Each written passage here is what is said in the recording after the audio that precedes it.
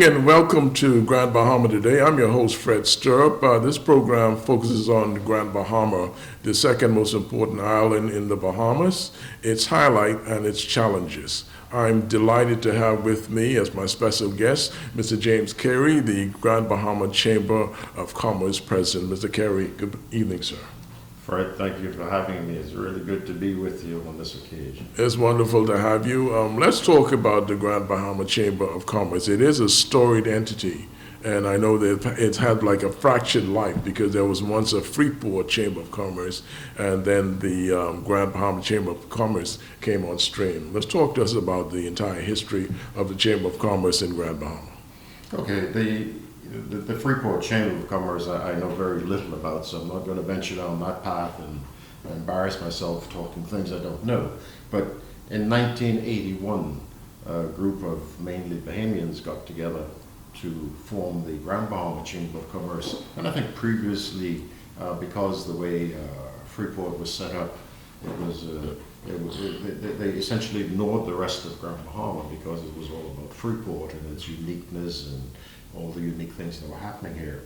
But we had, as the first president of the newly constituted chamber, was David Bain, who came out of Nassau, and you had other great Bahamians like Sonny Ward, Maitland Cates, Irma Grant Smith, Alton Wallace, and about Dr. Marcus Bethel, Brentford Christie, and the list goes on. There were 15 in all who came together to form the Chamber of Commerce back then, and the rest is history. We're here today, and it has been the chamber as it is now has gone through a number of changes, but it has become the great organization that I think a lot of people respect and admire today.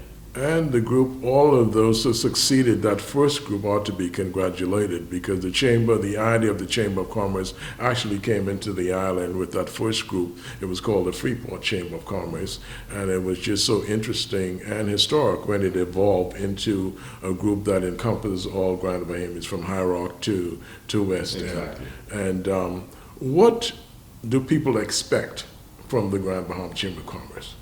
Well, today, the expectations are a little different to, I think, what some of the history has been. The chamber, I think, particularly in the 80s, was an advocate, very vocal, very aggressive, and a lot of stands it took, both against government and the Port Authority back then. And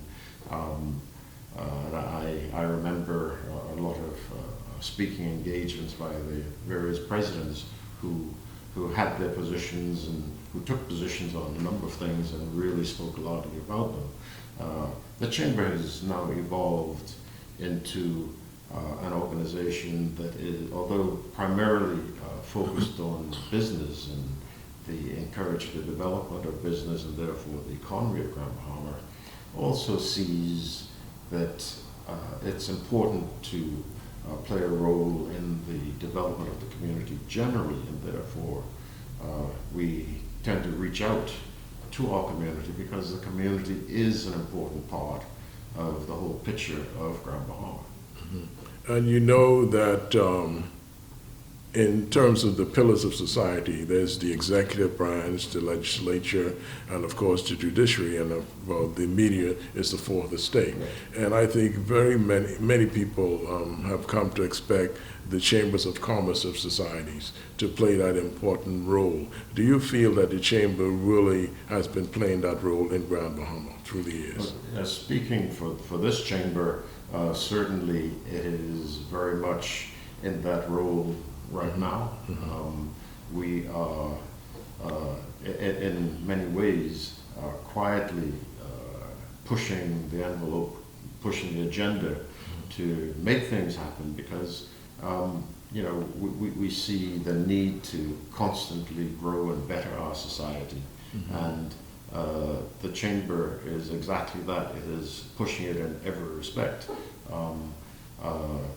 We certainly have no fear of any of the processes, but we have to be mindful of and respectful of the processes that are about and at work in our community.